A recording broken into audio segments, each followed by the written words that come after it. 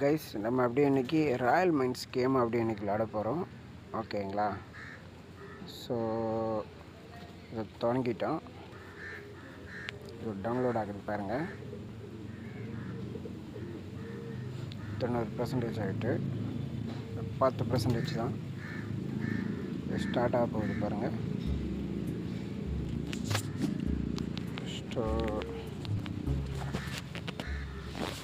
இது ஸ்டார்ட் ஆகிட்டு. ஸோ ஓகேங்களா, இதுதான் கேமு. ஸ்டார்டிங் அமௌண்ட்டு 10 ரூபா. ஸோ நம்ம இந்த காலத்தில் பாயிண்ட் இருக்கணும்.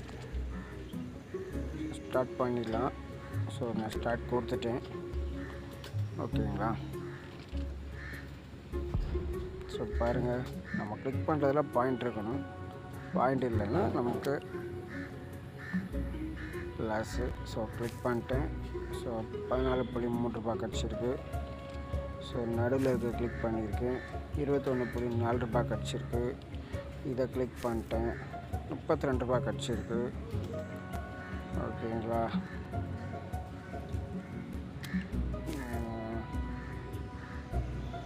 ஓகேங்களா, நமக்கு வித்ட்ரா பண்ணலாம். ஓகேங்களா, 48.10 ரூபா நம்ம வித்ட்ரா பண்ணிட்டோம் கைஸ். சூப்பர். மறுபடியும் நம்ம 10 ரூபா வெயிட் கட்டுறோம். ஓகேங்களா, 10 ரூபா பெட் கட்டி பாருங்கள். 14.3 ரூபா கிடச்சிருக்கு. ஸோ இதை கொடுக்குறோம்.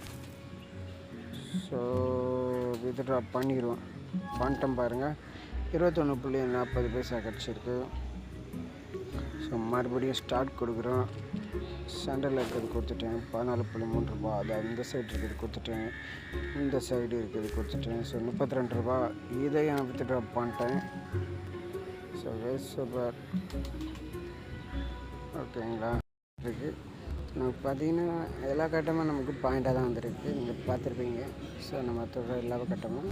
ஸோ இதேமாரி தான் நமக்கு இதில் நிறைய நமக்கு பாயிண்ட் இல்லாமல் இருக்குது. ஸோ நம்ம பாயிண்ட் உள்ள கட்டத்தை நம்ம தொடணும். ஸோ அது ஜஸ்ட்டு ஒரு பாசிட்டிவ் மைண்டோடு நம்ம தொடர்றது ரொம்ப பெஸ்ட்டாக இருக்கும். அதேமாரி பாசிட்டிவ் மைண்டு மட்டும் இல்லாமல் நம்ம தொடர்றதில் பாயிண்ட் இருக்கணும். அதுதான் முக்கியமாக. ஸோ பார்த்துங்க, நமக்கு இல்லை நிறைய அப் அண்ட் டவுன்லாம் வரும். ஸோ நம்ம அதை ஃபேஸ் பண்ணி தான் நம்ம வித்ட்ரா பண்ண முடியும். ஸோ அந்த கேம் உங்களுக்கு வீடியோ பிடிச்சிருக்குன்னு நினைக்கிறேன். ஸோ இதோட லிங்க் நாங்கள் கமெண்டில் கொடுத்துருக்கோம். ஸோ அதை யூஸ் பண்ணிக்கலாம் உங்களுக்கு. ஸோ அதை யூஸ் பண்ணி உங்களுக்கு இந்த கேம் உங்களுக்கு விளையாடலாம். ஸோ அதேமாதிரி அடுத்தட நமக்கு ஒரு புது வீடியோவில் நமக்கு பார்க்கலாம். நமக்கு நன்றி, வணக்கம்.